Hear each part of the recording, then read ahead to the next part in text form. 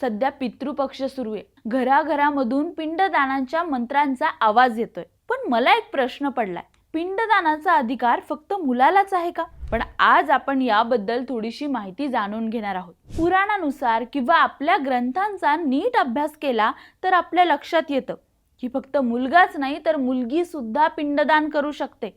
गरुड पुराणाच्या पितृकर्म अध्यायात स्पष्ट लिहिले आहे की य श्रद्धा दंतपिंड तस्य प्रियते पितर.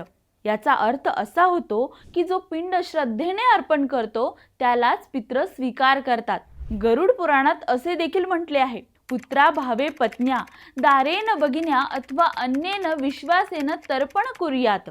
याचा अर्थ असा होतो की पुत्र उपलब्ध नसेल तर पत्नी, कन्या, नात किंवा इतर विश्वासू नातेवाईक देखील पिंडदान करू शकतात. म्हणजेच स्त्रीला सुद्धा पिंडदान करण्याचा पूर्ण अधिकार आहे.